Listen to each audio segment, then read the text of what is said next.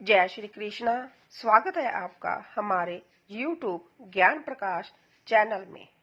आज हम आपको कार्तिक मास में सुनने वाली कहानी पिप्पल और पथवारी की कहानी सुनाएंगे। ये पिप्पल और पथवारी की कहानी। एक बुढ़िया थी।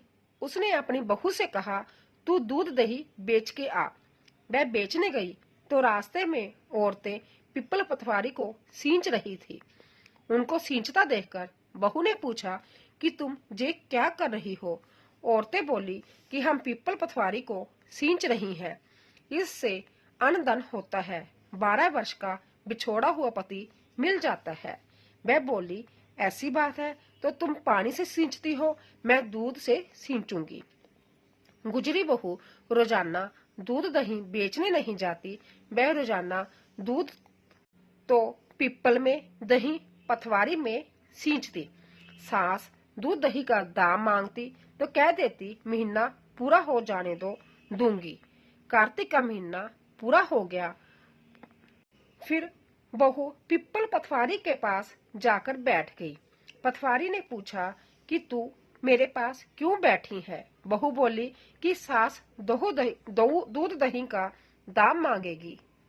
पिप्पल पथवारी बोली कि मेरे पास क्या दाम रखा है, जब बड़ा डिंडा पान पतूरा है, इसको ले जा। बहू ने वही ले जाकर कोठरी में रख दिया और डर के मारे चादर ओढ़कर सो गई। सास बोली, बहू पैसे ला। बहू बोली, कोठरी में रख दिया। सास ने कोठरी खोलकर देखा तो हीरा मोती जगमगा रहे थे। सास बोली, बहू इतना धन कहाँ से लाई। बहू ने आकर देखा तो सच्चे ही धन भरा हुआ है।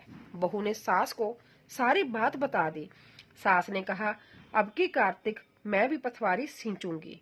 कार्तिक आया। सास दूध दही तो बेच आती, हांडी धोकर पिप्पल पथवारी में चढ़ा देती। आकर बहू से कहती, मेरे से दाम मांग। वह कहती, सासू जी कोई बहू भी दाम मांगती है। पर सासू कहती कि तू मांग। बहू बोली, सासू जी पैसे लाओ। तो वह पिप्पल पथवारी के पास जाकर बैठ गई।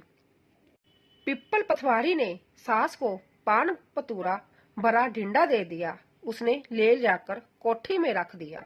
बहू खोल कर देखे तो उसमें कीड़े मकोड़े बिलबिला रहे थे। बहू ने कहा, सासू जी ये क्या। सास ने आकर देखा तो बोलने लगी, पिप्पल पथवारी तो बड़ी दोगली पट पीटन है, इसको तो दन दिया, मुझको कीड़ा मकोड़ा। तब सब कोई बोलने लगे कि बहू तो सत की भूखी सींचे थी, तुम धन की भूखी सींचती थी। हे पथवारी माता, जैसा बहू को दिया वैसा सबको दियो, जैसा सास को दिया वैसा किसी को मत दियो। कहानी सुनने के लिए आप सबका धन्यवाद।